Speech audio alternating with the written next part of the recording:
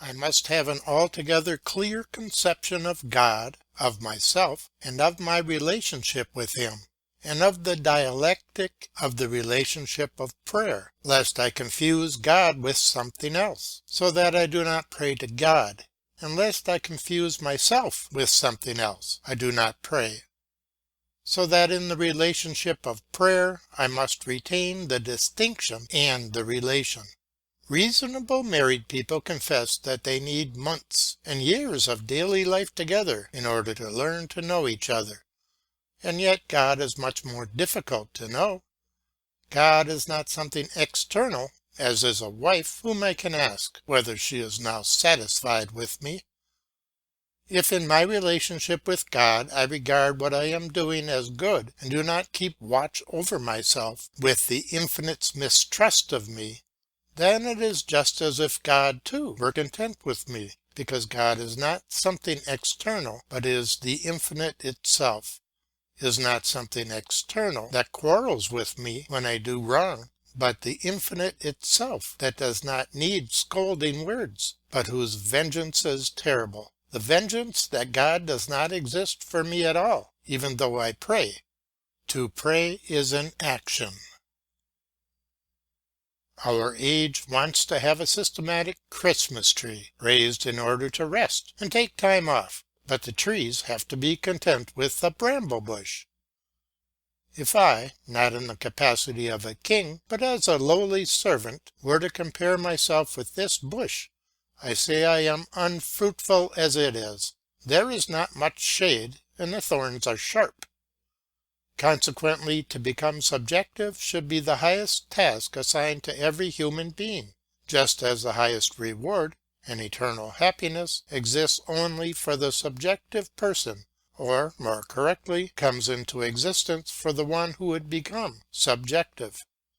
Moreover, becoming subjective should give a person plenty to do as long as he live.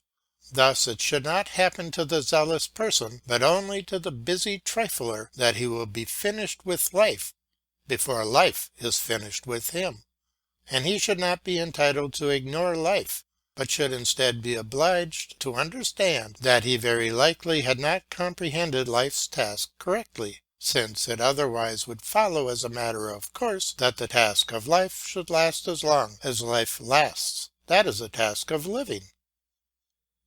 Consequently, if the individual comprehends that to become subjective is his highest task, then in the carrying out of this task issues should become manifest to him that in turn could suffice for the subjective thinker fully as well as the objective issues that the objective thinker has at hand suffice for him.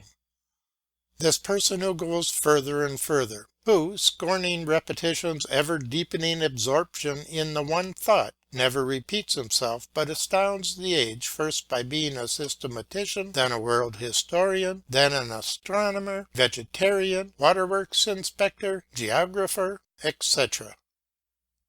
Suppose a person is given the task of entertaining himself for one day, and by noon is already finished with the entertainment.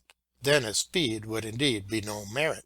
So it is also when life is a task. To be finished with life before life is finished with one is not to finish the task at all. My power is not that of a ruler or a conqueror, for the only power I have is the power to restrain. I have power only over myself, and I do not even have that if I do not exercise restraint every moment. The task is to exercise restraint, since the temptation is to finish too quickly. Then nothing is more certain than that the task is enough for a lifetime. Soren Kierkegaard, Concluding Unscientific Postscript to Philosophic Fragments. Hong translation, pages 162 to 166.